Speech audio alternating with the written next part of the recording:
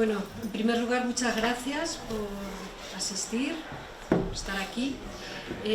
Voy a presentaros las tres comunicaciones que tenemos en esta mesa. Bueno, yo soy Ana Llena, soy profesora de esta escuela, del Departamento de Plástica Teatral, de Indumentaria Escénica, y os voy a presentar a las tres personas que vienen a dar esta comunicación. Luego voy a ir una por una, ¿vale? Pero en orden. Vamos a hablar con Álvaro Caboalles, que tengo a mi derecha, Hugo Salcedo, aquí a la izquierda, y Laura Ventura, aquí a mi derecha también.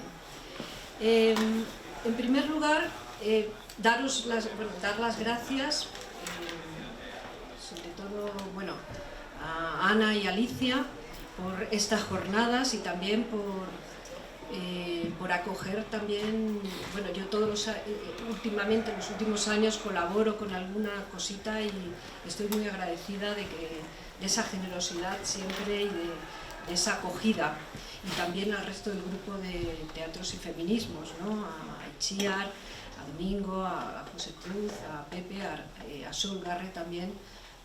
Doy las gracias siempre por tanta generosidad.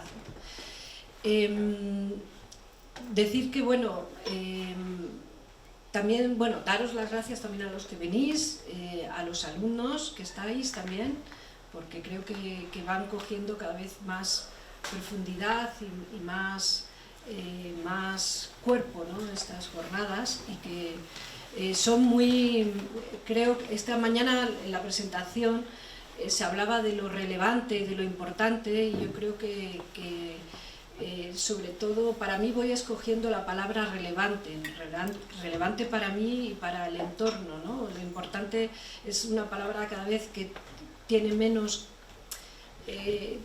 contenido, porque es como una sustancia un poco ambigua y se la dejo a los que se ocupan de ello, y a mí me parecen estas jornadas relevantes, por lo menos en lo que a mí respecta, en lo personal y también en lo pedagógico. Y bueno, esto quería comentar. Voy a daros paso a tres comunicaciones, tres propuestas. La primera de ellas es, decía que es Álvaro Caboalles,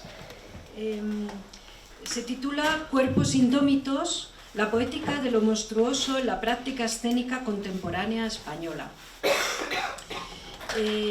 Álvaro viene de Ponferrada, es doctor por la Universidad Autónoma de Madrid en Estudios Culturales, profesor colaborador del IED, en el Instituto Europeo del Diseño de Madrid desde el año 2020. Ha publicado en revistas como Review Scenography, Pygmalion y Acotaciones. También participa en capítulos de libros y en muchos y numerosos congresos. En el 2021 asumió la gerencia de MACOMAC, que es la agrupación de teatro alternativo, ¿no? De salas alternativas de Madrid, formando parte de Surge Madrid o comisariando los encuentros iberoamericanos. Ha recibido ayudas a la creación joven del INJUVE y los premios de arte joven de Castilla y León. Su trabajo, desde las artes vivas, explora los límites y expansiones de lo escénico, cruzándose con disciplinas como el comisariado o la mediación cultural. Y ahora doy paso a Álvaro. Bueno, muchas gracias, Ana, muchas gracias a todas, a todos y a todes. Antes de comenzar, me gustaría agradecer la oportunidad de compartir este trabajo, especialmente a Ana y a Alicia, que me acogieron ya hace 6 años en esta aventura del académico. Mi investigación se centra en el campo de las artes vivas y para esta ocasión me gustaría mirar con un especial interés a las corporalidades no normativas y a las poéticas de la disidencia que se plantean desde la escena. El tema que presento hoy lleva por título Cuerpos indómitos, la poética de lo monstruoso en la práctica escénica contemporánea española.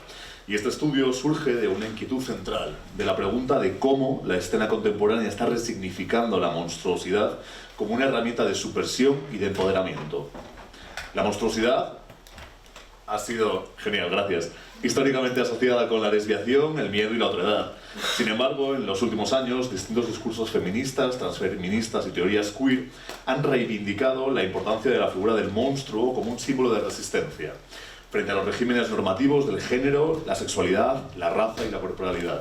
En este sentido, el arte, y en particular la práctica escénica, se han convertido en un laboratorio desde donde pensar nuestro presente, citando a Córnago, donde estos cuerpos indómitos, indomables, emergen con fuerza, desafiando los cánones establecidos y generando aquí nuevas poéticas. Este trabajo pretende explorar cómo las artes escénicas en España en los últimos años están incorporando estas corporalidades y narrativas disidentes, poniendo en tensión lo político y lo estético. Para ello, analizaré el modo en el que diversas creadoras trabajan con la monstruosidad desde una perspectiva transfeminista y queer, reformulando lo anómalo y lo abyecto como espacios de potencia y posibilidad.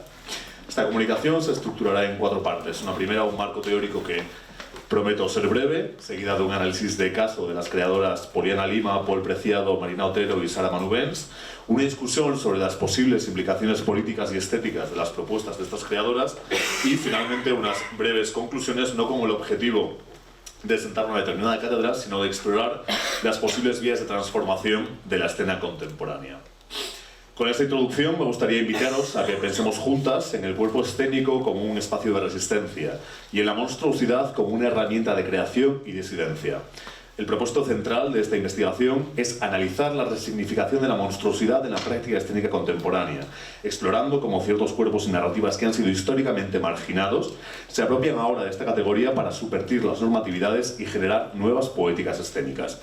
Los objetivos específicos de esta propuesta serían la exploración de la noción de monstruo en el arte y en la teoría cultural, el análisis del uso de las corporalidades no normativas en la escena contemporánea española, la investigación de cómo es posible esa resignificación de lo monstruoso y sobre todo cómo opera como una herramienta de subversión y empoderamiento y, por último, la conexión entre lo político y lo estético en el contexto de unas prácticas que se sitúan en la línea de la investigación-creación. A través de estos objetivos, la comunicación que hoy os presento busca generar un diálogo sobre la posibilidad del arte escénico para desestabilizar normatividades y ofrecer alternativas para una poética monstruosa. Para comprender esta resignificación de lo monstruoso en la práctica escénica contemporánea, es para mí fundamental establecer un marco teórico que nos permita analizar su carga simbólica y por ende política. En este apartado abordaré 3 aspectos claves. El primero de ellos, la definición de lo monstruoso en el arte y la teoría cultural. La segunda, su relación con los marcos teóricos del transfeminismo, el ciberfeminismo y la teoría queer. Y finalmente, el concepto de corporalidades no normativas y el impacto que éstas han tenido en la escena. A lo largo de la historia, lo monstruoso ha sido utilizado como un mecanismo de exclusión y de control social. Jeffrey Cohen, en su trabajo La teoría monstruo, de 1996, nos plantea que los monstruos encarnan los límites de lo normativo y funcionan como una advertencia sobre lo que una sociedad considera inaceptable. Desde esta perspectiva, el monstruo no solo representa el miedo a lo desconocido, sino que también refleja las ansiedades colectivas sobre el género, la raza, la sexualidad y la corporalidad. En el arte, la monstruosidad ha sido frecuentemente asociada con cuerpos y subjetividades que escapan de los cánones dominantes. Pienso, por ejemplo, a Donna Haraway y su manifiesto Cyborg, donde nos propone esta nueva identidad, este nuevo cyborg como un ser híbrido que subvierte las categorías binarias tradicionales.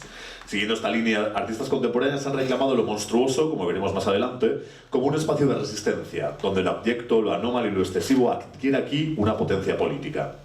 Si planteamos ahora una mirada transfeminista, lo monstruoso se vincula con la disidencia de género y con la lucha contra el binarismo. Si pensamos en Paul Preciado y hizo un texto Yonki, publicado en el 2008, en él reflexiona sobre la producción de cuerpos y subjetividades fuera del marco cis heteronormativo, subrayando cómo las tecnologías biomédicas y las prácticas de autoconstrucción corporal desafían la naturalización de los cuerpos. Por otro lado, me parece importante traer aquí el ciberfeminismo, desarrollado por teóricas como Sadie Plant o la agrupación VNS Matrix, que nos propone cómo la tecnología puede ser una herramienta posible para desmantelar los sistemas de poder patriarcales. En el ámbito escénico, estas perspectivas se pueden traducir en una serie de puestas en escena que integran cuerpos cyborg, identidades fluidas y mutaciones corporales como formas de resistencia y exploración artística. Por último, la filosofía queer, en la línea de Judith Butler, nos refuerza en esta visión al cuestionar las normatividades impuestas sobre el cuerpo y la identidad. Pienso, por ejemplo, en el texto de Halberstam, The Queer Art of Failure, del año 2011, donde se reivindica el fracaso y la anormalidad como estrategias de subversión. En la escena contemporánea, este pensamiento se traduce en la representación de cuerpos que no buscan encajar en el ideal de belleza, funcionalidad o legibilidad normativa. En la práctica escénica, las corporalidades no normativas rompen aquí con un canon teatral tradicional que históricamente ha privilegiado a los cuerpos hegemónicos, ágiles y disciplinados. Hoy en día, tanto artistas, compañías y creadoras están reivindicando estos cuerpos disidentes que son atravesados ya sea por la diversidad funcional, la disidencia de género o la diversidad racial.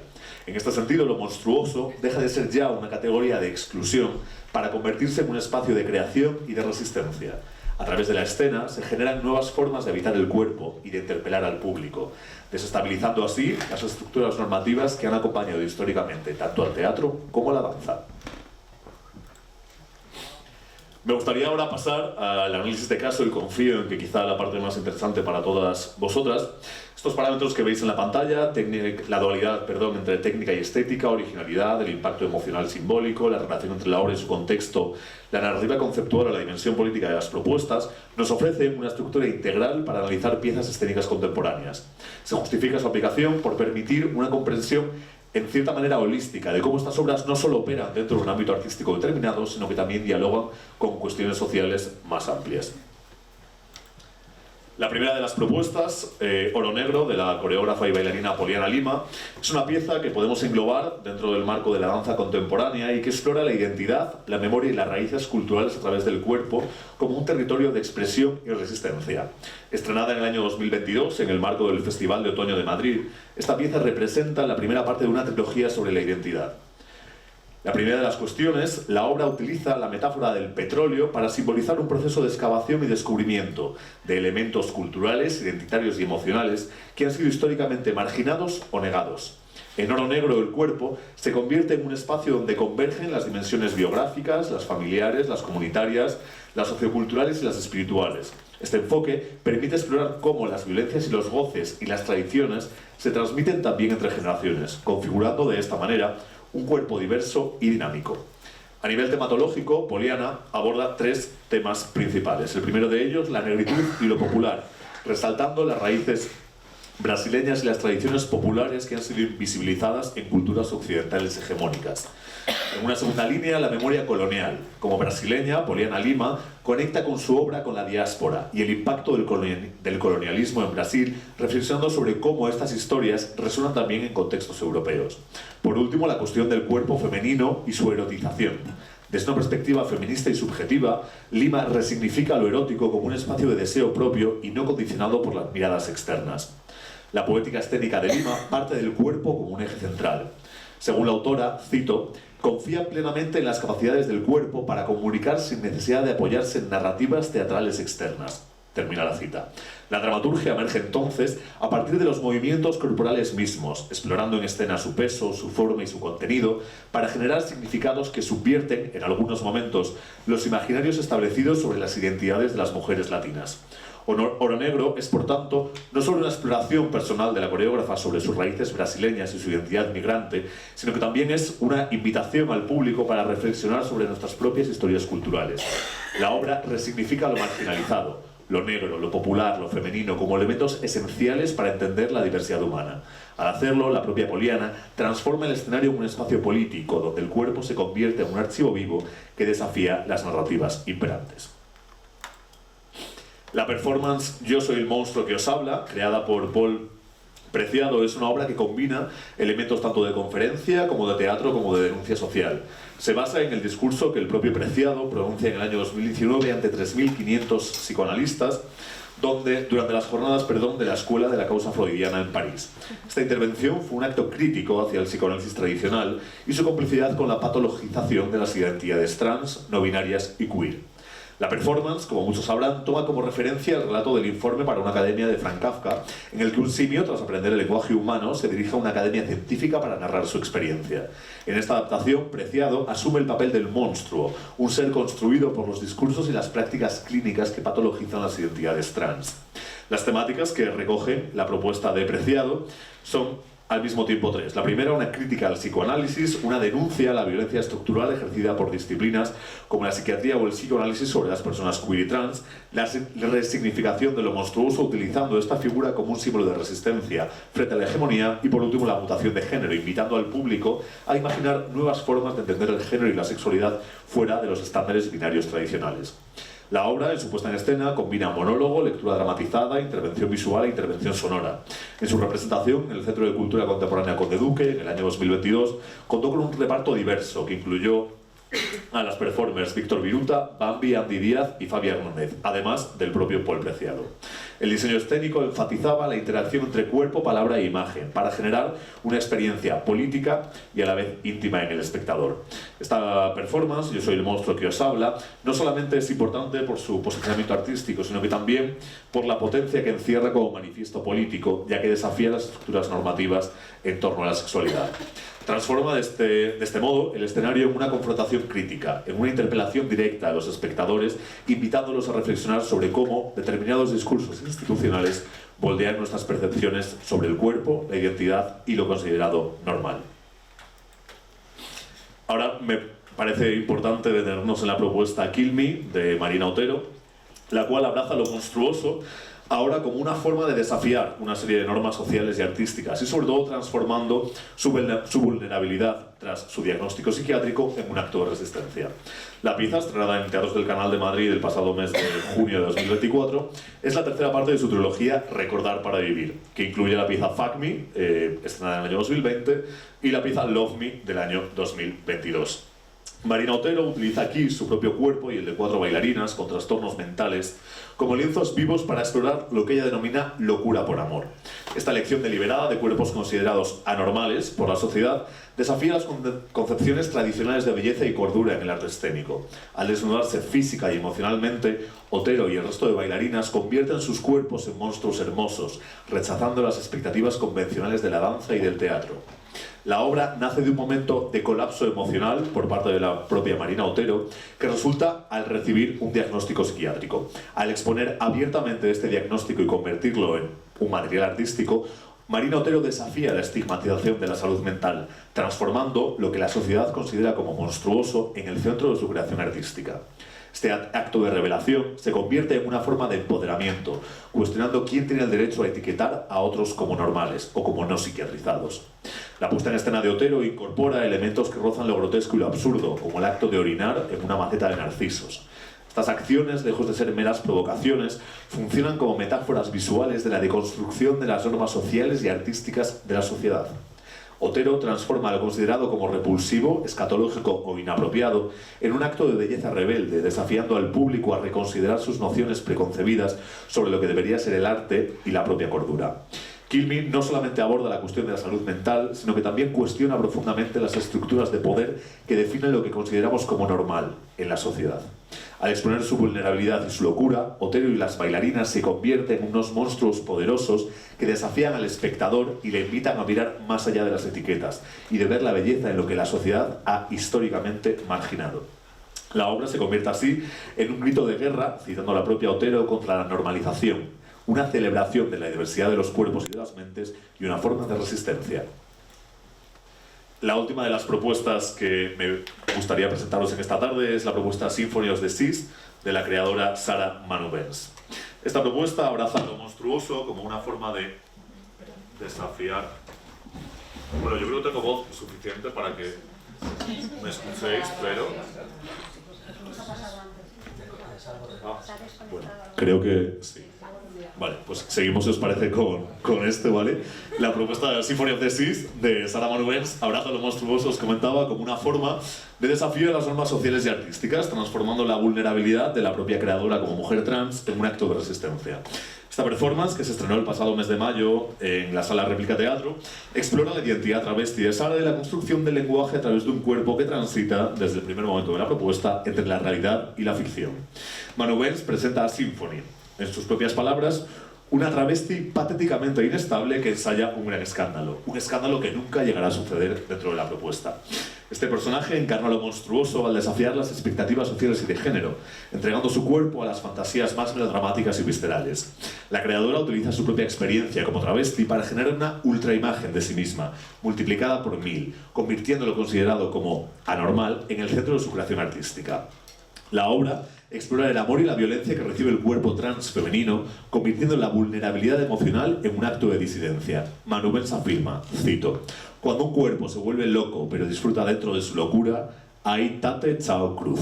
El escándalo es bueno, nos permite disfrutar de nosotras mismas". Esta celebración de lo escandaloso y de lo histérico desafía las narrativas tradicionales. Symphony of the Seas incorpora en su puesta en escena elementos de parodia, de pastiche típicos de la escena cabaretera más travesti. Manu Benz utiliza durante la performance arquetipos como el de la actriz porno, la colegiala, la bailarina de cancán y la vampiresa asesina de hombres cis para cuestionar y subvertir las representaciones estereotipadas de lo femenino y de lo trans. Esta apropiación de lo grotesco y de lo exagerado sirve como una herramienta para criticar la forma en la que las personas trans son percibidas por la sociedad. A través de esta propuesta de Symphony of the Seas, Sara Manu Benz redefine lo monstruoso como un espacio de empoderamiento y de creatividad. La obra no solamente cuestiona las normas de género y representación, sino que también celebra la complejidad y la fluidez de las identidades trans. Al presentar un cuerpo que transiciona en su propia histeria, Manu Benz nos invita a reconsiderar nuestras nociones preconcebidas sobre el género y la performance, situando el escenario en un espacio de resistencia. Por último, antes de llegar al final, me gustaría abordar las implicaciones políticas y estéticas que estas prácticas escénicas implican en su relación con la monstruosidad. Las prácticas escénicas trabajan con una serie de corporalidades entendidas como no normativas, desarrollando por tanto una serie de poéticas de lo monstruoso que no solamente proponen nuevas formas de representación, sino que también desafían los sistemas de poder que regulan el cuerpo, la identidad y el deseo. Desde un punto de vista político, para mí estas prácticas desafían el binarismo del género y las normativizaciones corporales, visibilizan también los cuerpos históricamente que han sido excluidos o patologizados. Cuestionan la idea de lo bello y de lo funcional en la escena, proponiendo nuevas formas de expresividad basadas en la disidencia. Y por último, interpelan al público desde la incomodidad y la confrontación. Si pensamos ahora en términos estéticos, creo que estamos ante una expansión de las posibilidades del cuerpo en el campo del teatro y la danza, ante una idea de desdibujar los límites entre lo humano, lo animal, lo tecnológico, explorando una serie de figuras híbridas y poshumanas, y por último la propuesta de estructuras narrativas no lineales que apuestan por la fragmentación y por la desestabilización narrativa. Creo que para la audiencia estas propuestas provocan una experiencia sensorial y emocional distinta, una respuesta diferente a lo que estamos acostumbrados a lenguajes tradicionales del teatro o de la danza, y que también es posible que generen un cierto rechazo o una cierta fascinación, dependiendo del bagaje cultural y político que de cada uno de los espectadores. Por último, creo que la crítica teatral no ha tenido todavía el suficiente interés sobre este tipo de propuestas, ya que escapan de los marcos referenciales tradicionales y tienden de alguna manera a estetizar esa disidencia. Por último, creo que sería posible explorar futuras líneas de investigación en este desarrollo, como podría ser la relación entre estos estudios de la monstruosidad y la tecnología, la investigación sobre la recepción de estas prácticas y, sobre todo, ahondar en las formas de creación de estas nuevas metodologías para la investigación-creación de una manera clara. Pasamos ahora sí a las conclusiones de esta comunicación, que en una línea general creo que nos permite entender la emergencia de estas nuevas poéticas corporales que desafían las normativas impuestas. Considerar lo monstruoso como una herramienta de subversión y empoderamiento. Lejos de ser una categoría de exclusión, la monstruosidad se convierte en un espacio de resistencia desde donde repensar el cuerpo, la identidad y la escena. El cruce posible entre transfeminismo, ciberfeminismo y teoría queer en la creación escénica. El impacto de las corporalidades no normativas en el hecho teatral. El teatro y la performance han sido históricamente espacios de experimentación y cuestionamiento de lo establecido. En un contexto donde las normativas de género y corporeidad siguen operando como mecanismos de exclusión, las artes vivas y la creación escénica contemporánea deberían convertirse en ese laboratorio de posibilidades, donde lo anómalo, lo híbrido y lo no categorizable encuentran su espacio legítimo de expresión. La monstruosidad, en este sentido, deja de ser un símbolo de amenaza para convertirse en un signo de potencia, una fuerza de desestructura y una apertura de caminos hacia otros modos de estar y de ser en el mundo. Muchas gracias.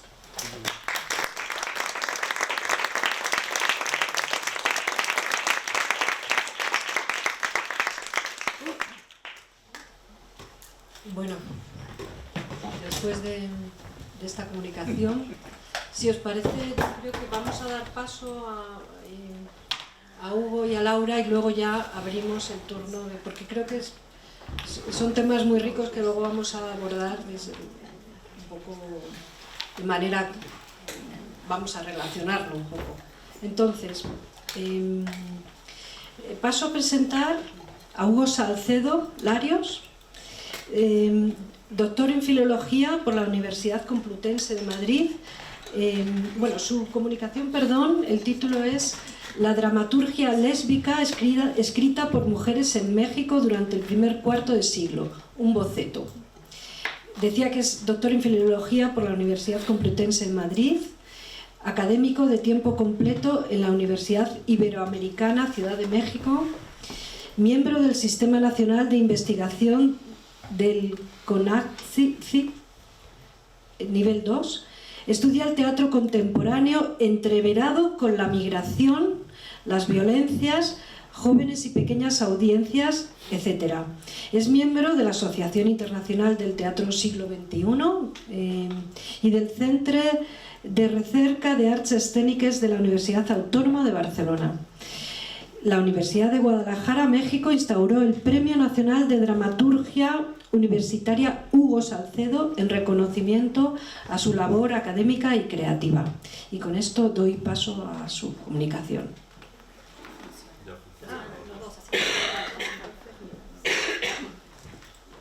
Bueno, ¿no funciona? No se escucha. No se escucha. ¿Dónde está?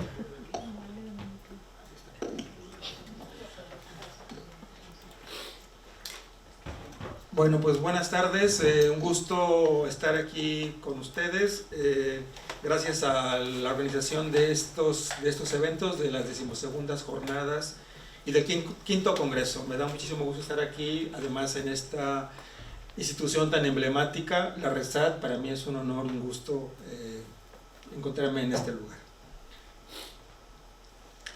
La muestra de una dramaturgia de temática lesbiana en los escenarios mexicanos hace constatar la calidad y solidez del teatro escrito por mujeres, así como su declaración contra el sistema del patriarcado que sigue imperando aun cuando algunas batallas han sido ganadas, como puede apreciarse en el reconocimiento de familias homoparentales, el derecho a la decisión de las mujeres por el aborto o el ascenso de una mujer a la presidencia del país.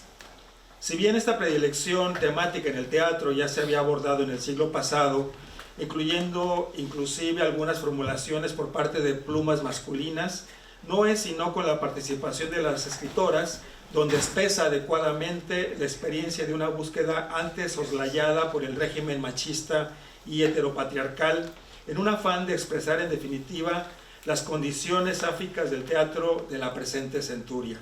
De esta manera, autoras como, podemos pasar, como Elena Giochins, Jimena Escalante y Sabina Berman, por ejemplo, derivan su práctica escritural y a veces hasta escénica para ofrecer una reivindicación de personajes que logran por derecho ocupar el espacio importante que les corresponde a partir de una afortunada selección y disposición de los materiales escénicos. Con la producción dramática de esta tríada, el tratamiento y las resoluciones textuales advierten un auténtico reconocimiento de la naturaleza femenina al escribir desde sus propias condiciones y en algunos de los casos hasta de sus convicciones. Ellas han demostrado solvencia y cualidades dramáticas de importancia que proporcionan a la cartelera una mirada siempre agradecida por la audiencia. De la última de este grupo hay una pieza que tuvo éxito notable durante su estancia en el escenario. Me quiero referir a Bellas Atroces de Elena Giochins, como una obra que cuenta con 2 ediciones distintas, la primera en 2002, la segunda revisada por la autora en 2011, pero publicada en 2014. Según el crítico Antoine Rodríguez, lo cito, Bellas Atroces es una obra escrita desde una postura asumida como lésbica, que pone en escena las relaciones lésbicas de 3 personajes, mujeres, cuyos nombres remiten a un subtexto cultural católico, Eva, María, Lilith, y a una mujer que las observa. Fin de la cita. La siguiente lámina, por favor. La obra abreva de la condición cultural y literaria para proponer una serie de cuadros que muestran la amistad romántica y el ejercicio del amor entre féminas en un trayecto temporal que cubre asaltos desde la época victoriana del siglo XIX hasta fechas más cercanas. Como se sabe, aquel periodo estuvo marcado por la consolidación del poder colonial y la industrialización de Inglaterra, que concretó la defensa del puritanismo, el moralismo y la disciplina, y que condujo a la imposición de severos castigos para los insubordinados, como se puede apreciar, por ejemplo, en la condena por sodomía que llevó a White a 2 años de trabajos forzados. En contrapartida, aunque las mujeres no tenían cabal autorización para ejercer el sufragio, sí ganaron el derecho a la propiedad después del matrimonio, el derecho a divorciarse y el derecho a luchar por la custodia de los hijos tras la probable decisión de separarse de los maridos. Esta etapa, que corrió hasta apenas entrado el siglo XX, fue de contrastes, de alta hipocresía y doble moral, del desarrollo de un mundo subterráneo como frecuente mercado del sexo, los fumaderos de opio y la explotación infantil, escondidos en el relato de avance industrial y económico de la potencia inglesa. Elena Giochins define con oportunidad su ejercicio en el prólogo que hace acompañar al texto dramático de la edición de 2002. La siguiente lámina, por favor.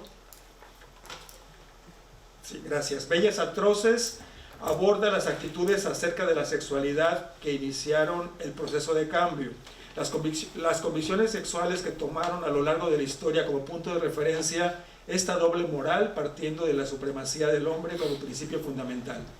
Más adelante, Giochins escribe: Bellas Atroces ofrece una peculiar interpretación de la identidad e imagen femenina, aquel tipo de mujer que tanto inquieta a la sociedad, en oposición a la mujer natural, esposa, madre. Son las palabras de Giochins. Esta visión binaria y polarizada de la mujer se alimenta también de la fantasía de corte mitológico que incorpora 3 personajes que permiten la visualización de la pulsación sexual femenina mediante los roles que las identifican. Eva, la mujer creada o derivada de la figura masculina de Adán, y a su vez la mujer que ha sucumbido a la tentación y que mediante esta falla arrastrará a su pareja y a toda la progenie a la vida mortal. María, la Inmaculada Virgen y elegida para ser la madre del Hijo de Dios, y Lilith, la insumisa y primera rebelde.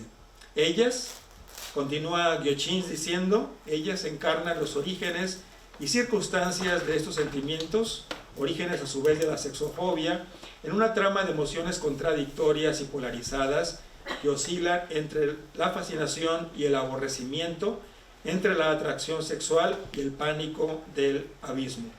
En el principio de esta pieza se muestran a 2 mujeres que bailan, Eva y María, marcando con la música el compás que será presente en todo el texto, evoluciones de los personajes, el mutuo acompañamiento, el ritmo, la exposición pausada pero continua de mujeres que hablan de mujeres en un tiempo actual donde hacerlo es ser parte de la moda in, ya que se trata de hacer uso y a la vez ser parte del dilatado proyecto de amenidades de la mercadotecnia, como por ejemplo las barras de programas de televisión para las que se quedan en las tareas domésticas, las revistas que tienen a las lectoras como potenciales receptoras, los ciclos académicos y culturales que las incluyen de manera privilegiada como especie de escrutinio, los talk show, etc.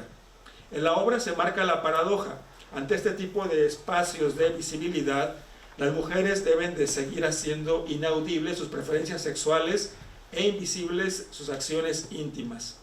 Sobre esta consideración de moderno confinamiento, un rápido recorrido histórico de la condición lésbica se expone en Bellas Atroces mediante el texto encarnado en otras mujeres como la excéntrica poeta estadounidense Emily Dickinson o su propia cuñada, la esposa de su hermano mayor, con quien ella tuvo una relación profunda y confidente.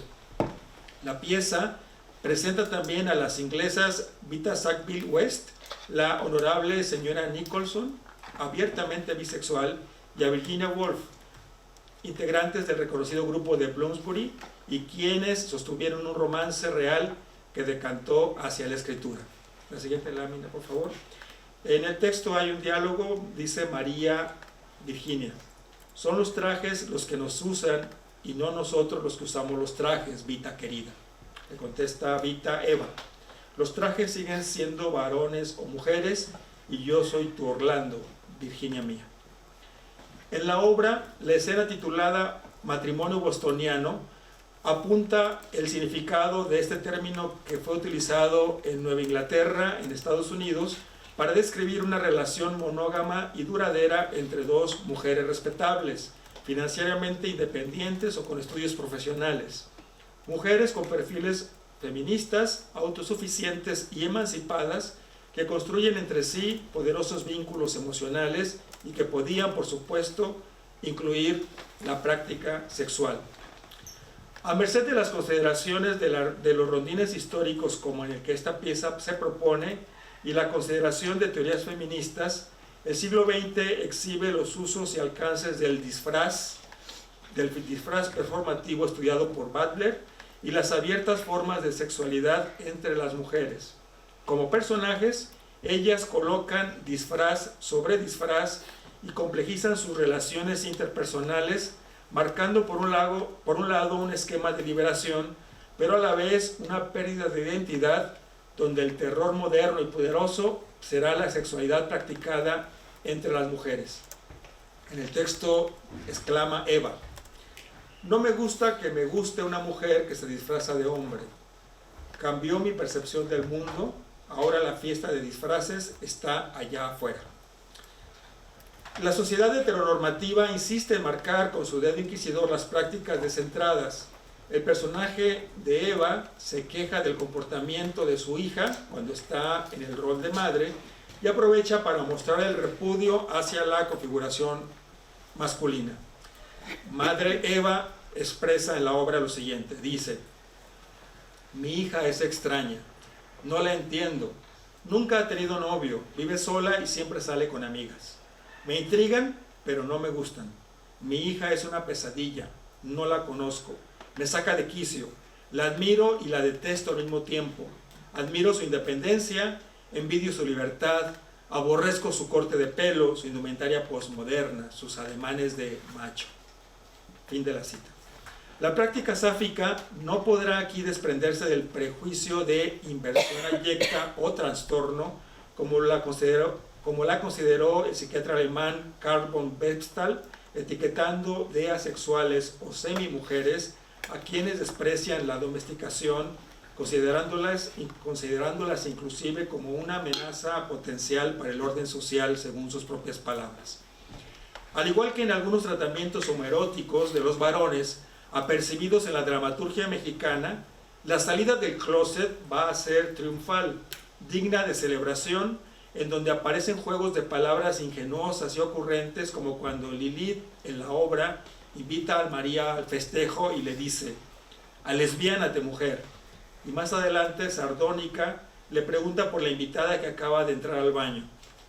Allí expresa: «¿Así que ese es tu clítoris platónico?». Por otra parte, la dramaturga Jimena Escalante muestra su interés reflexionando en torno a los procesos de creación y la escritura, el metadiscurso y los juegos de probabilidades dispuestos en el teatro.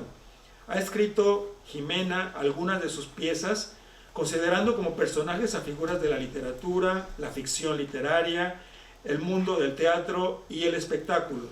En el corpus de su obra hay muestra de interés por la figura de la notable escritora, periodista y actriz Sidonie Gavil Colette, quizá en parte debido a sus deterioradas condiciones de trabajo que le fueron impuestas y que la dramaturga misma señala como las siguientes. La siguiente lámina. Dice Jimena Escalante: Colette fue obligada a escribir, encerrada en un cuarto en el que, según ella misma relata, solo había una mesa, una silla, un cuaderno y un lápiz. Su marido cerraba con llave la cárcel creativa por horas hasta conseguir un material interesante. Ella descubrió que sus aventuras en la escuela secundaria podrían ser ese material, y las aventuras de Claudine le dieron mucho más que fama, una crisis de ceguera que determinó su identidad como escritora. El marido opresor y la soledad obligada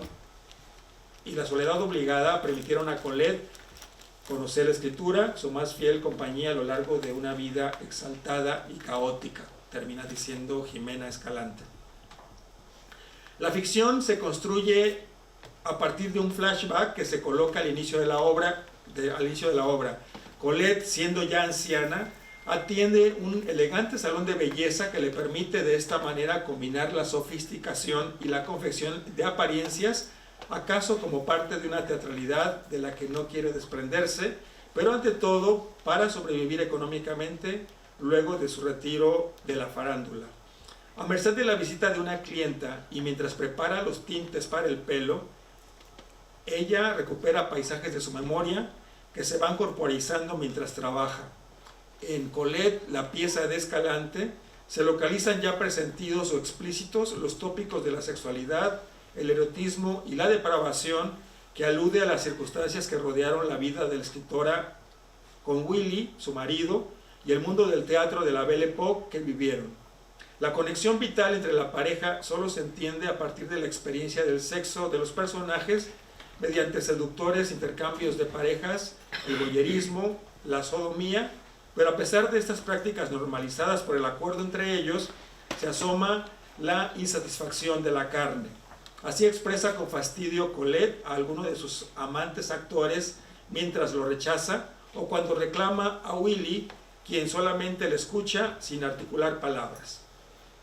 Hay, por ejemplo, en el texto un momento de diálogo que dice así: Colette, no sé quién soy en tu vida, no sé qué hago aquí ni por qué hago por ti todo lo que hago. Me usas, me explotas, me exprimes, no soporto cuando estamos solos, se siente todo tan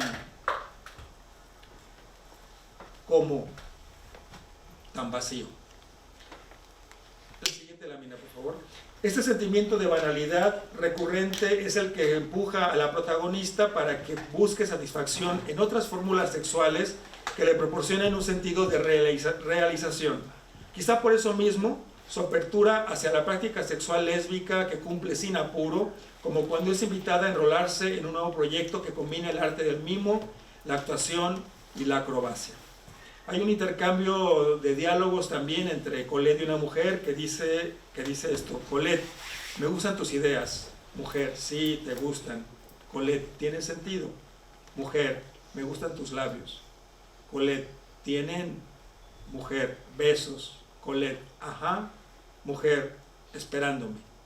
Colette besa a la mujer que se deja. Termina diciendo a la mujer: y me gusta tu cuerpo. El intercambio, a partir de conversaciones de tan breve extensión, puntualiza e intensifica la situación dramática, dinamiza la acción y provoca el crecimiento de expectativa. El afán de las mujeres se expresa mediante el mínimo de voces apenas susurradas y entre los puntos suspensivos que imprimen un ritmo elegante, sugerente y atrevido. A pesar de que Willy tiene amoríos explícitos con algunas actrices de la compañía, es capaz de reprobar el comportamiento de su esposa. Le espeta irónicamente Willy a Colette: ¿cómo puede gustarte una mujer? Cree que Colette lo hace solo como una venganza y no por un genuino sentimiento de plenitud hacia otra de su mismo sexo. De esta manera, él rechaza la idea del encuentro sáfico como placentero debido a la desestabilización que le provoca y le transfiere su pareja. Este ambiente de tiranía doméstica y profesional será motivo para intentar escapar del círculo viciado que envuelve a la protagonista, pero ella trastoca el lastre de suficiente energía para afanarse en su escritura y finalmente lograr el impulso para ser otra persona crecida y libre. Ella determina entonces abandonar al marido. La siguiente lámina, por favor. Como lo menciona Marina López Martínez y Mercedes Sanz, los personajes concebidos por la auténtica escritora Colette expresan su liberación interna a golpe de palabra, fuente fluida que anida deseos y roces. Esas cualidades, que se asocian al realismo vital e intenso para hacer referencia hacia la edificación del plano pausado y fresco de la obra de Jimena Escalante. Las angustias, miedos, certezas y dudas se reflejan tanto en la propia realidad de la escritora acerca de la mujer como también en la pieza dramática del mismo nombre. En esta misma, la práctica sáfica es evidente a partir del estado de cosas que convergen alrededor del personaje y que opera como una estrategia de liberación.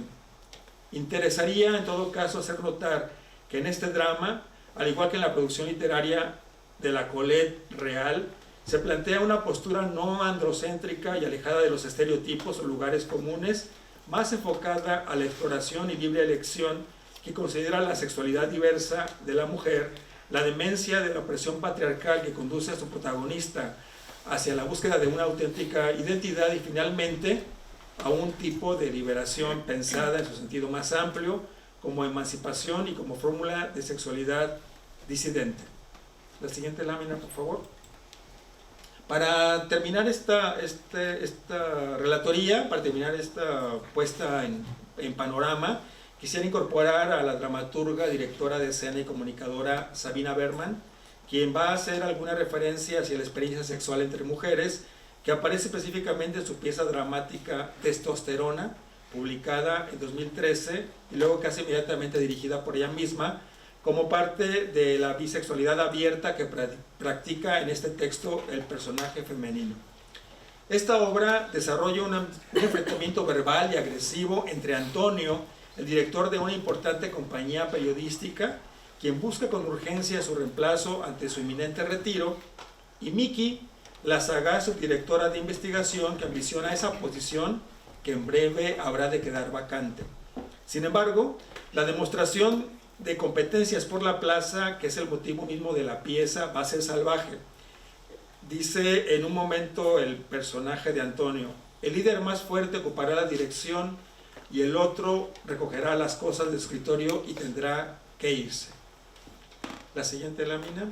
La pieza posee manejos muy eficaces del lenguaje y giros insospechados que mantienen la atención de las escenas que avanzan para descubrir el mundo laboral sexista de nuestro tiempo, el poder y las inflexibles posiciones machistas y misóginas. El asunto sexual es aquí un tópico constante e intenso. En la brevedad que marca el avance del tiempo lineal de la acción, los dos personajes desenmascaran sus miedos y recelos, aventurándose incluso a sostener un encuentro íntimo que permite tensar todavía más las situaciones de la obra. Durante el desvelamiento de intimidades, trampas y secretos, la chica Miki posiciona su práctica como una mujer bisexual que tiene sexo casual los fines de semana y aclara lo siguiente, dice: no soy lesbiana, además detesto la palabra lesbiana, prefiero homosexual, homo igual que no hombre, sexual relativo al sexo. Fin de la cita. Sin ninguna carga moralizante en la obra, la experiencia lésbica se expresa disfrutable, abierta aunque todavía morbosa para las esferas del poder.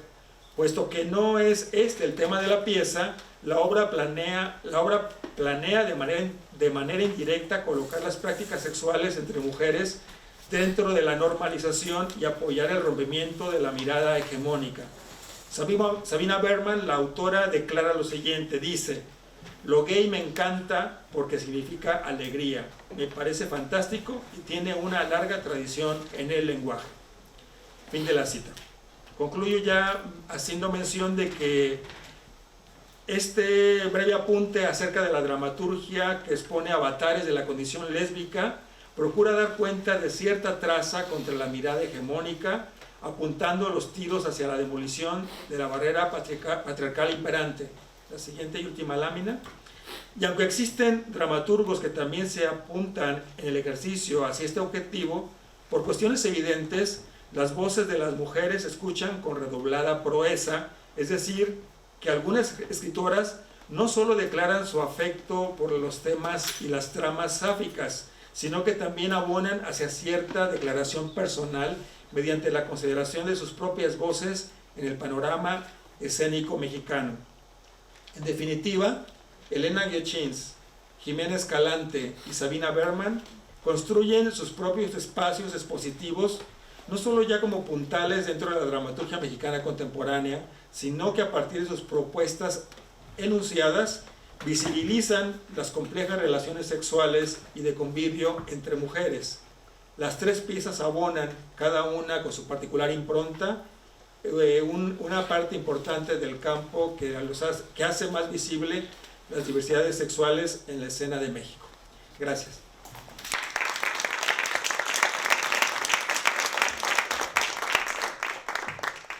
Muchas gracias, Hugo. Bueno, paso a presentar a Laura Ventura.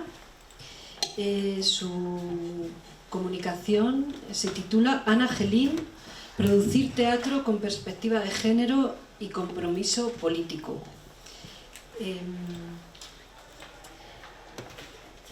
Laura Ventura es profesora de literatura en la Universidad Carlos III de Madrid, doctora internacional en Filología Hispánica por la Universidad Autónoma de Madrid, con una tesis calificada con sobresaliente cum laude. Obtuvo la beca Carolina para realizar una maestría en la Escuela de Lexicografía de la Real Academia Española. Junto con Pedro Luis Barcia ha publicado El túnel y los mundos subterráneos en la cultura, y también El camino en la literatura, viaje a través de las lenguas y culturas. Escribe en el periódico de Argentina La Nación desde 2008. Paso el micrófono a Laura.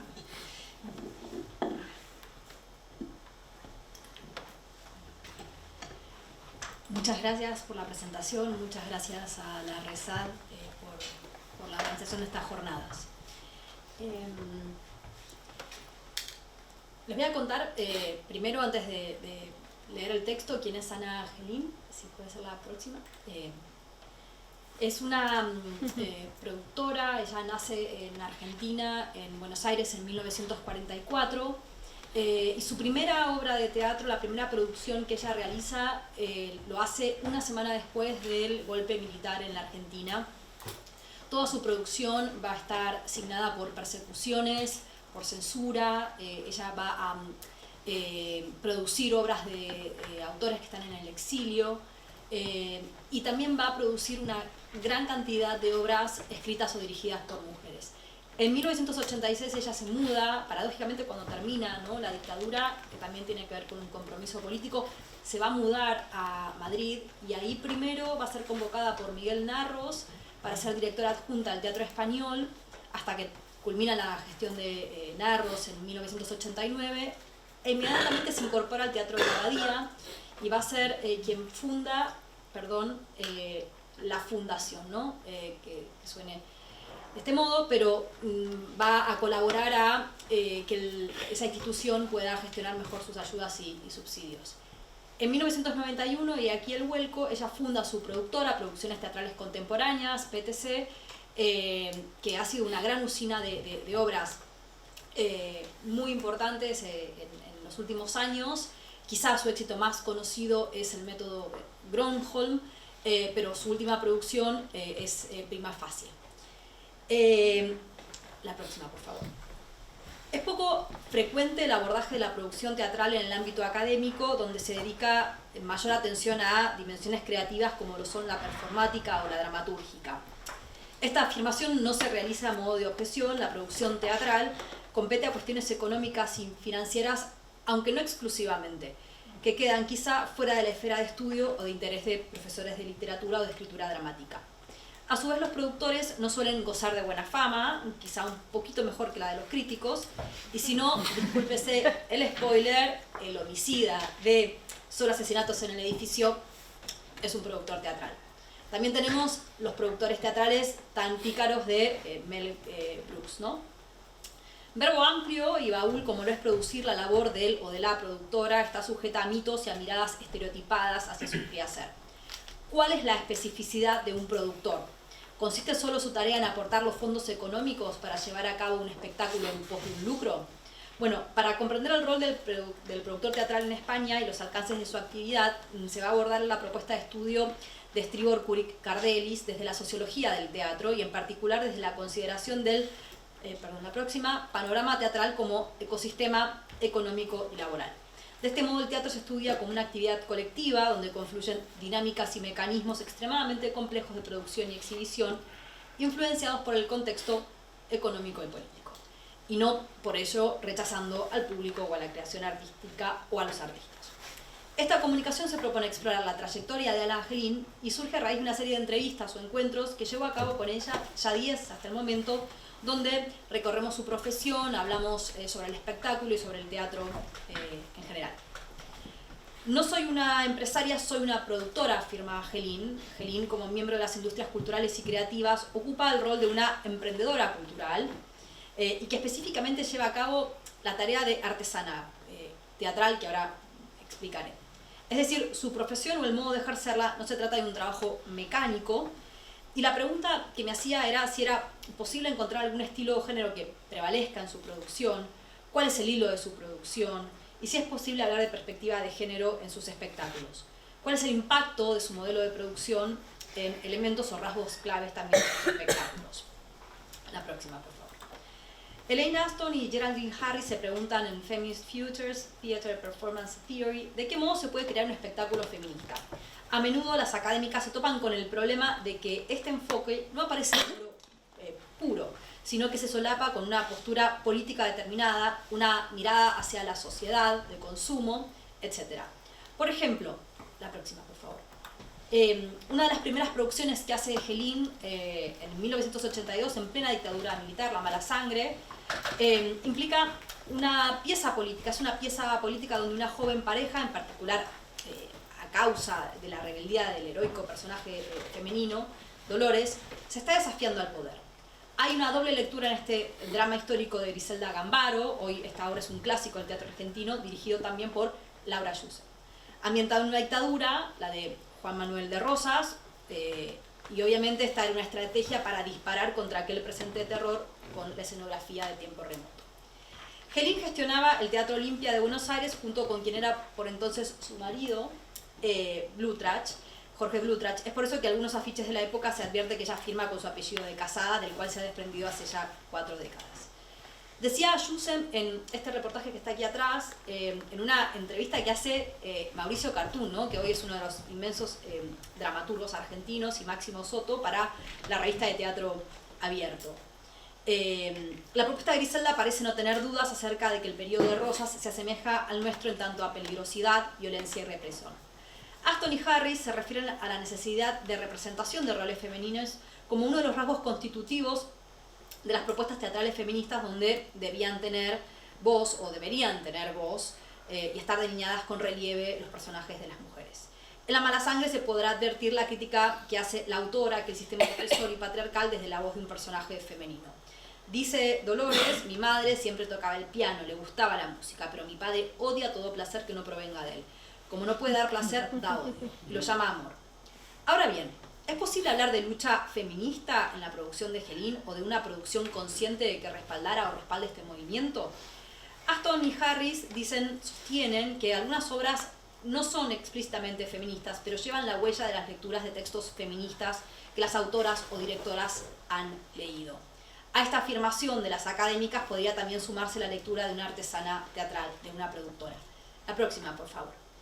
Si se toma en consideración las 30 obras que ha producido Helin entre 1976 y 1986, bueno, aquí se ve bien en el cuadro, tenemos hacia la izquierda están las dramaturgas, Romain Maillet, Gretchen Krayer, Griselda Gambaro, Diana Rasnovic. Diana Rasnovic, con esta obra, cuenta la historia de 2 mujeres adultas que secuestran a un joven muy popular de la televisión, María Elena Walsh, y si vamos a la columna de la derecha también vamos a ver allí a las directoras con las que trabaja, quienes convoca, Hedy Krila, que es la gran maestra de actores que ha tenido la Argentina, en una codirección con con Agustina Leso, también está Cristina Vanegas, está Lía Helin, y al mismo tiempo Helin apuesta por el doble rol de dramaturgas y directoras. Por ejemplo, Ana María Steckelman, Sipe Linkowski y Renata Yusse. Esto mismo también va a ocurrir en España, la otra por favor, donde ella convoca desde temprano a realizadoras, o la siguiente, perdón, María Ruiz, a quien mencionábamos recién, produce Catón un republicano contra César, Guerrero en casa, La pereza, Retorno al hogar, a Karma Portacelli, a Tamsin Tausen, no solamente en el método Gronholm. Debe ser destacada una producción que resultaba muy innovadora para la época, que se llama El Club de Eve Miriam, dirigida por Lía Helin, prima lejana de Helin. donde 7 actrices interpretaban a personajes masculinos, un grupo de hombres que en 1905 acudían a un selecto club social que no admitía mujeres. Esta reflexión sobre el mundo masculino desde una perspectiva de género resultaba de gran atractivo para el público local, que acogió con entusiasmo la propuesta. Una propuesta similar o de estos rasgos, muchas décadas después va a ser llevada a cabo por la compañía Piel de Lava con petróleo. Cabe señalar otro caso interesante en la vasta producción de esta artesana teatral, la próxima por favor, que es El hombre almohada. En el que la protagonista de la cruel pieza de Martin McDonagh, de Teatro de la Crueldad Puro, es interpretado por Belén Cuesta. Carturian, el escritor de cuentos macabros en esta versión dirigida por David Serrano, es una mujer y no un hombre, como aparece en el texto original. Además de los 4 personajes principales, que son hombres en el texto original de McDonagh, en esta versión de Serrano hay 2 inspectores, uno de estos personajes va a ser interpretado por una mujer y va a ser una mujer. Este recurso, esta adaptación, le brindaba, y también mérito a la intérprete que es Belén Cuesta, un pequeño respiro al espectador en esta atmósfera asfixiante ubicada en un estado totalitario que monta un férreo sistema de vigilancia. La edad y el sexo, señala Kurik, son 2 ejes que signan la precariedad laboral en el teatro. Un escenario complejo si a él se le suma la escasez de personajes femeninos. Jeline ha trabajado en otras ocasiones con elencos íntegramente compuestos por mujeres, por ejemplo, Antígona entre muros, con dirección de María Ruiz, Confesiones de mujeres de 30, por Lía Jeline, son todos obras realizadas en España. Además, ha producido un unipersonal y varios en realidad, con intérpretes mujeres. Me gustaría señalar, la próxima por favor, a El Innombrable con Nathalie Seseña, que la estrena en el año 1998. El diario El País publicaba, con ocasión de esta producción, es esta, sí, muy bien, lo siguiente, ¿no? Poniendo en escena un espectáculo para Seseña, traducido por Carla Mateini, y que ha producido Ana Gelín, profesional acostumbrada a abordar proyectos de prestigio al margen de sus posibilidades comerciales. Yo le daba mucha vuelta a esta afirmación, qué significaba, qué había querido decir. Lo que entiendo es que quien redacta, Rosana Torres, este adelanto, es destacar el valor de esta productora, de esta emprendedora cultural, que había llevado a cabo adelante un espectáculo que comercialmente desafiaba sus recursos y que quizá no resultaba tan atractivo al gran público, digo, por la complejidad del texto. La labor de la producción no siempre es tenida en buena consideración, aunque no se subestime su importancia.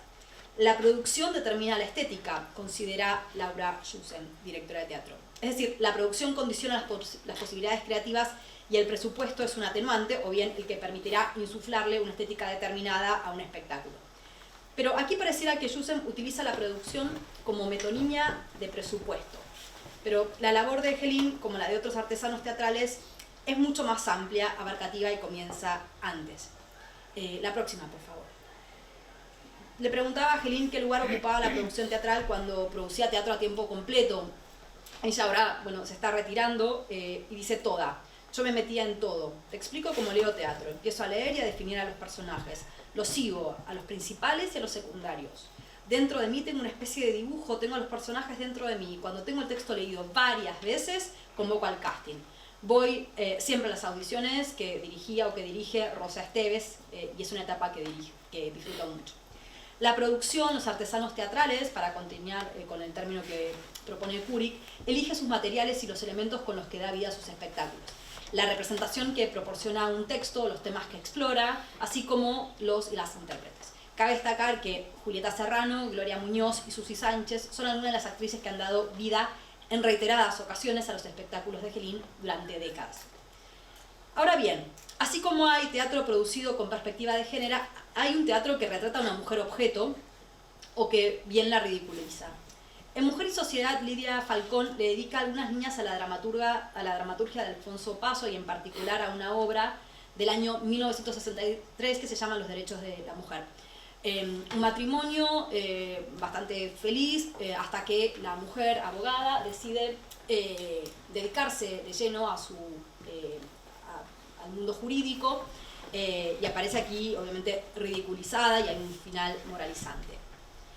Pensaba en esta obra porque quizá una de las obras más diametralmente opuestas, la próxima por favor, a esta obra sea Prima Facie, producida por Ana Gelin a través de PTC. Aquí la protagonista ocupa un lugar destacado como abogada de un prestigioso bufete y tiene un lugar preponderante, o piensa tenerlo, en un universo masculino. Hace una semana se publicó la versión narrativa de este libro, no es el texto dramatúrgico, sino que está contado en primera persona. Prima Facie es una obra que explora el tema del consentimiento y, como sostiene la autora Susie Miller, la misoginia que se respira en la sociedad donde las mujeres son tratadas como seres humanos de segunda. En esta obra la protagonista, en la versión española, fue interpretada por Vicky Luengo y obtuvo el premio Max a la mejor intérprete femenina. Es una abogada especializada en delitos sexuales, se convierte de hecho en víctima de un hecho de este calibre. Y me interesaba, ¿no?, este arco y esta obra, que creo que es la última que efectivamente ha dirigido Gelin. Quiero brevemente mencionar, la próxima por favor, la idea de compromiso político. No quiero correr de eje la perspectiva de género, pero quiero señalar dos, y la próxima por favor, dos cuestiones. En primer lugar, dos obras que son emblemáticas. Una es La Fiaca, aquí conocida como La Pereza. Fernando Fernán Gómez participa de una versión, esta no la produce Ana Gelin, ella va a producir una que se llama, por María Ruiz, y que justamente es Raúl Sender el protagonista. Esta es la película, y que también tiene que ver con su perspectiva política, sobre todo haciendo énfasis en su mirada hacia el mercado y hacia el capitalismo. Si en la metamorfosis Gregor Samsa sucumbe a la alienación, Néstor Vignale decide desafiar las leyes que imponen la sociedad, el mercado y el mundo laboral en un acto de resistencia. En plena dictadura, un individuo disparaba contra la autoridad y el status quo. Yo soy de izquierda de toda la vida y así seré, dice Gelin en una entrevista realizada en el 4 de noviembre de 2024. Licenciada en Economía y Administración de Empresas, también fue profesora universitaria.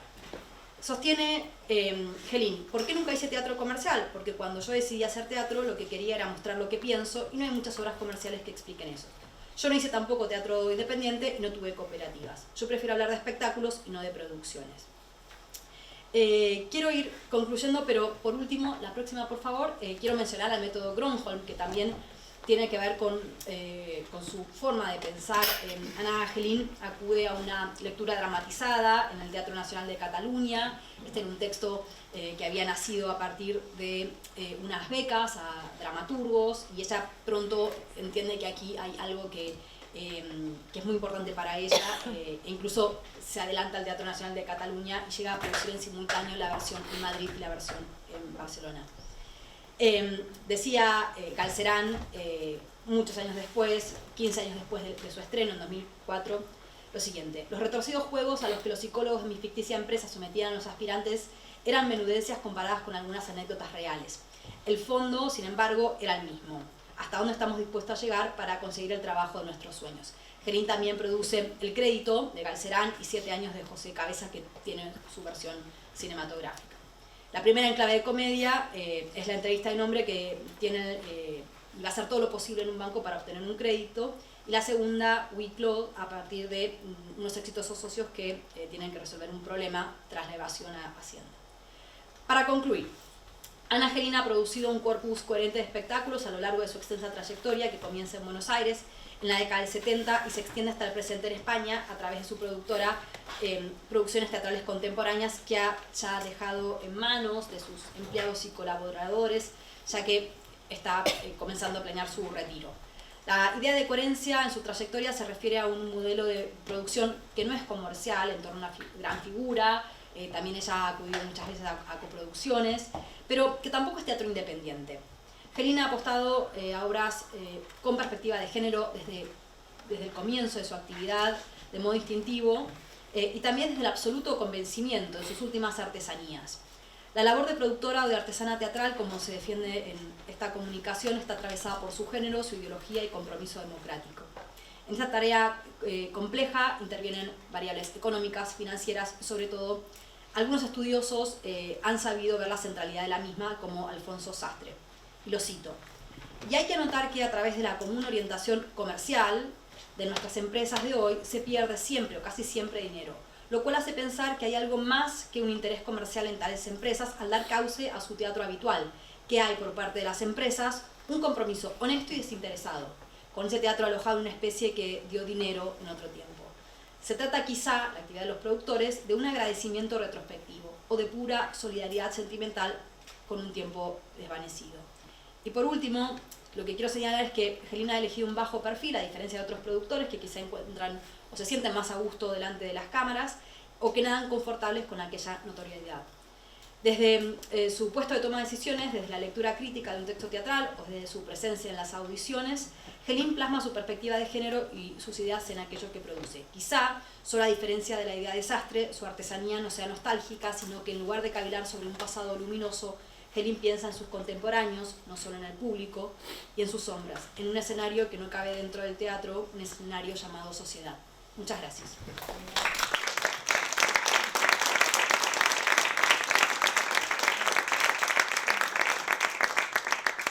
Bueno, doy las gracias por aquí a Hugo, a Álvaro y a Laura. Creo que han puesto sobre la mesa temas muy interesantes. Doy paso a los comentarios que queráis hacer, a las preguntas. A mí me resuenan muchas cosas, pero creo que con el tiempo que quedan, pues os invito a comentar, a preguntar, o, bueno, a intervenir, ¿no?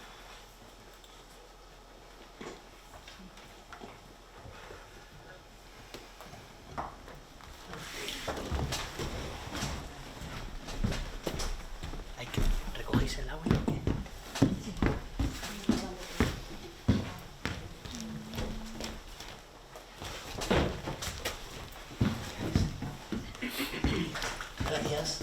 Gracias a todas por vuestro trabajo. Dos cosucas. A ver, Pablo, a mí me hace reflexionar qué sería más monstruoso, el hecho de poner una actitud, una energía de hacer una creación híbrida de artes vivas, o el hecho de usar, a ver, siendo un poco estereotipado, usar elementos en narrativa o acciones concretas que desde la dirección o desde la creación se deciden, ¿no? Cosas que sean temáticas, de líneas, o sea, que, no, te lo digo también con guiño porque me parece tan monstruoso en este país también, solo dedicarse ya a las artes vivas como más Inri, ¿no? Todo lo que pones en la mesa, ¿no? De temática o de línea, ¿no? Y luego, Laura, me ha venido mucho esta mujer, fíjate que conozco a la productora, pero no tenía ni idea que me has disparado una cosa a mí personal, un trabajo de investigación brutal, ¿no? Y me ha venido muchísimo, conozco su catálogo, pero es que no sabía que estaba, inclusive yo personalmente una temporada la he comprado, ¿no? Trabajos con los que produjo con la zaranda, ¿no? Fundamentalmente. El caso es que esta mujer me ha retomado al otro día cuando hablaba la productora de La Infiltrada, María Luisa Gutiérrez, o María Gutiérrez, ¿no? Que ella es socia de Santiago Segura, ¿vale? Y claro, le decimos, hostia, Santiago Segura, bueno, para mí le tengo, vamos, bueno, ya está.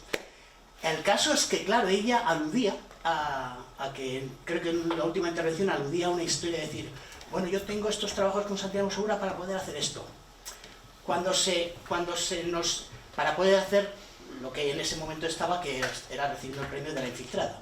Entonces ella alude a que, bueno, pues que hay que sobrevivir con unos determinados perfiles públicos, populares, del catálogo, para poder hacer eso, sí o no. Bueno, seguro que hay matices.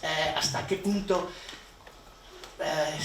estamos con ello? Bueno, te manejas, ¿no? A la hora de comprarlo, a la hora de colocarlo a una comunidad, a un territorio donde eres responsable de una promoción y lo haces hacia un público. Gracias.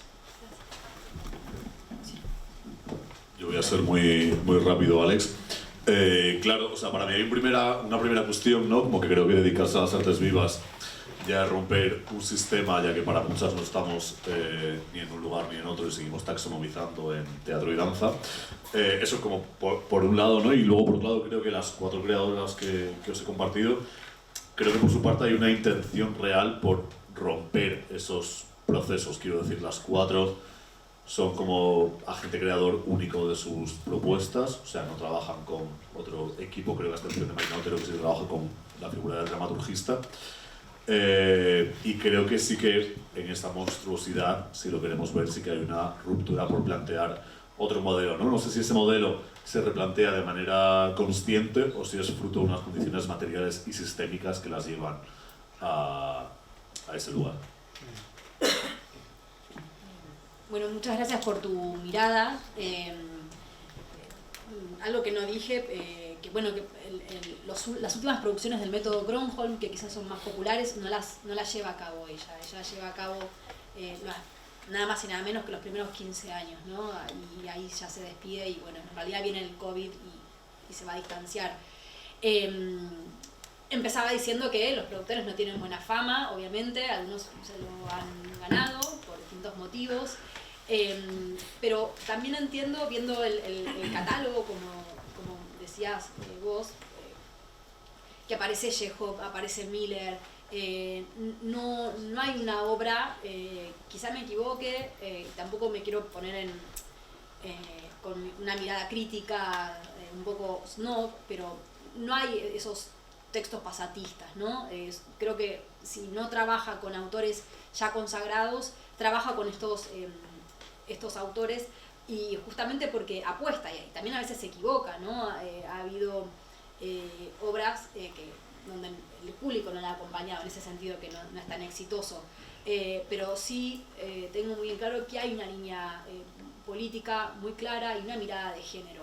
Y una mirada también de personajes que no necesariamente tienen por qué ser mujeres jóvenes, y ella apuesta por estas mujeres. Una de las últimas producciones, anterior la del tranvía llamado Deseo, que tiene un vestuario maravilloso, realizado aquí por Ana Añena, que es también de la productora que mencionamos, de Ana Gelín, es Los de ahí, de Claudio Tolcachir.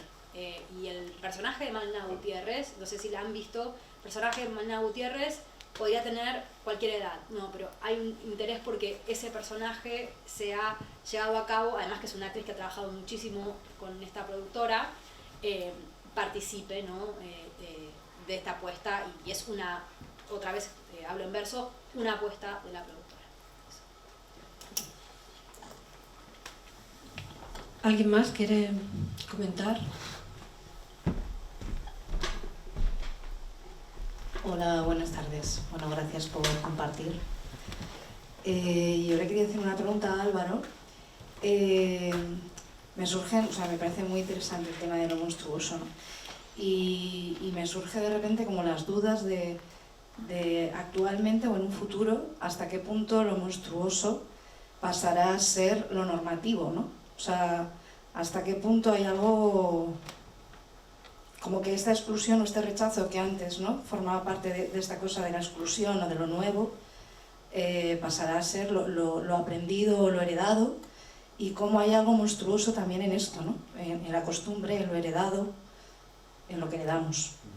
Gracias. Nada, gracias a ti, Elisa. Yo aquí me iría a pensar, o me gustaría como responderte pensando en políticas culturales, que creo que es realmente quien tiene la responsabilidad o quien tiene como el último papel a la hora de articular o colocar según qué propuestas en según qué espacios. ¿Por qué traslado esto, no? Porque me lleva a preguntar si la actual dirección artística que tienen los espacios de titularidad pública del Ayuntamiento de Madrid o de los festivales de la comunidad podrían propiciar que piezas como Oro Negro, que aborda la cuestión de la negritud de manera clara, la cuestión o piezas como Sara Marubens, aunque haya estado en Conde Duque, o la pieza de Paul B, o el texto de Marina Otero, si pudiera tener cabida actualmente con la composición que tenemos de los espacios de producción municipal y autonómica. Ojalá sea lo normativo, ¿no? Y ojalá ese margen se expanda y esa grieta sea cada vez más amplia para que pueda acogernos a todas, a todos y a todes, de verdad. No sé si te he respondido o te he lanzado la pregunta, pero gracias. No sé si alguien más quiere intervenir. Yo voy a firmar.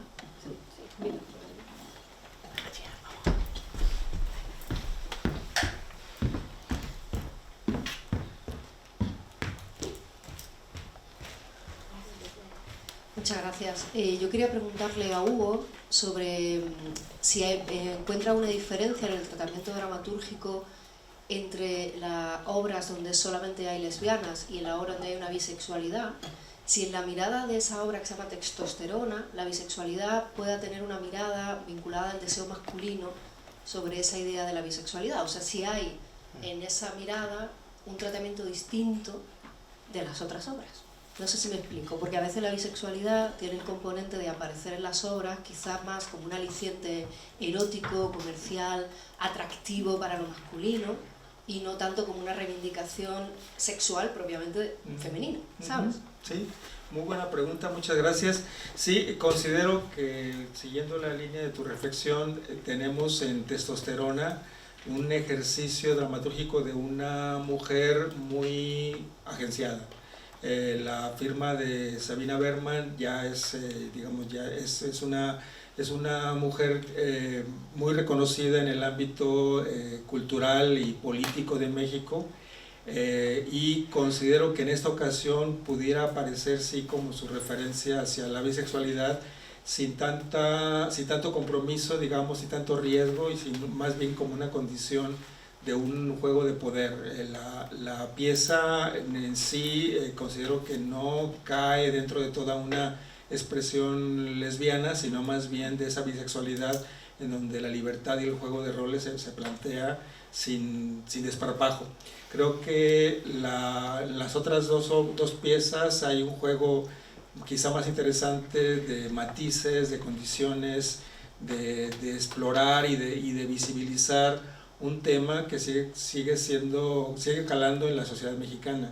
Quizá también tiene que ver con la temporalidad, a pesar de que estas tres dramaturgas corresponden a dos generaciones distintas. La Sabina Berman es 50 y tantos, nació en 50 y tantos, las otras ya en los 60s, y la Giochins todavía a finales de los años 60. Se establece, digamos, una condición de mayor trabajo, de visibilización, mayor posibilidad de apertura para las dramaturgas más jóvenes, y Sabina Berman lo que se nota es ciertamente una capacidad de poder asumirlo ya como un tema, digamos, ya de condición, digamos, más normalizada. Y por otro lado, bueno, aunque no es parte de la pregunta, pero quisiera mencionarlo, que no lo dije, de cualquier manera las tres dramaturgas han experimentado con la escena, y entonces eso hace que sus propias dinámicas de exposición sean muy atractivas, porque han sido pensadas para un espectador específico, y que esas herramientas se dejan ver dentro de los propios textos. A usted. Muchas gracias.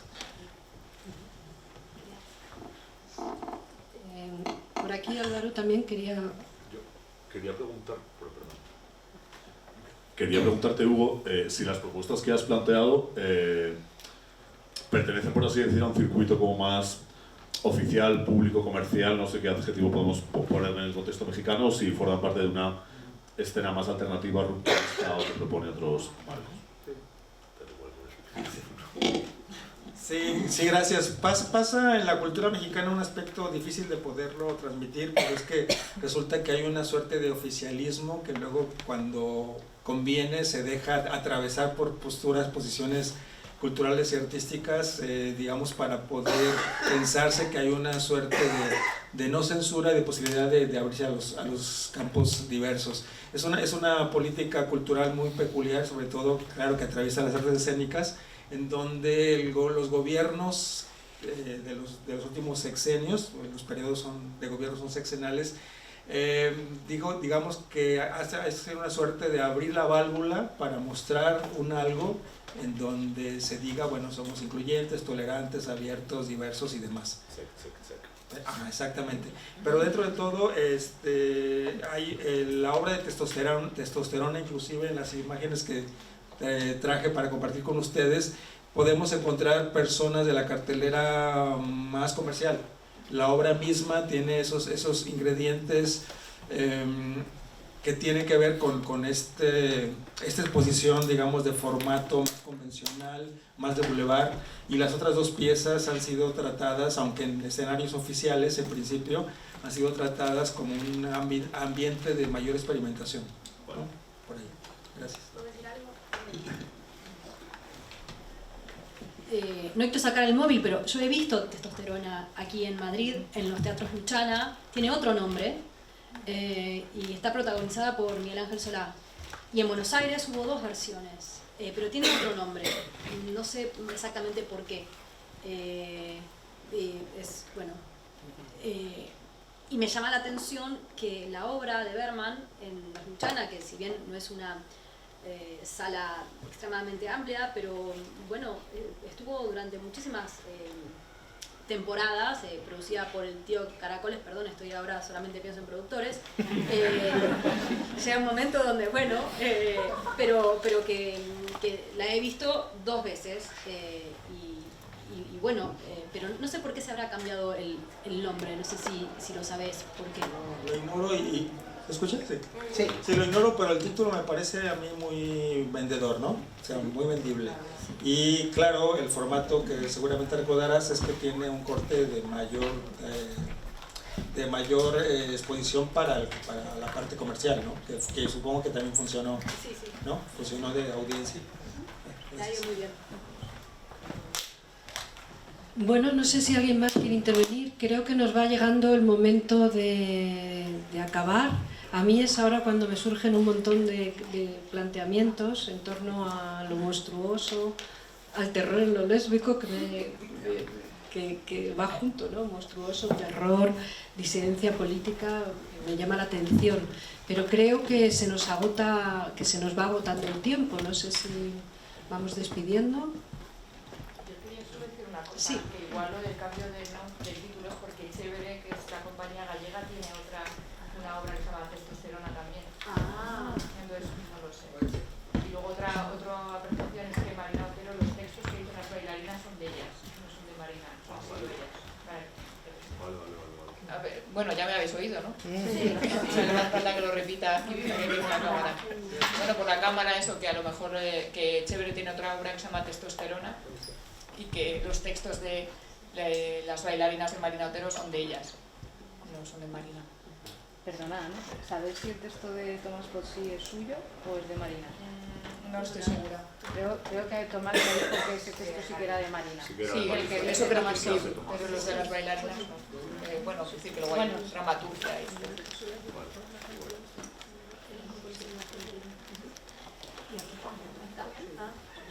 Doble o nada.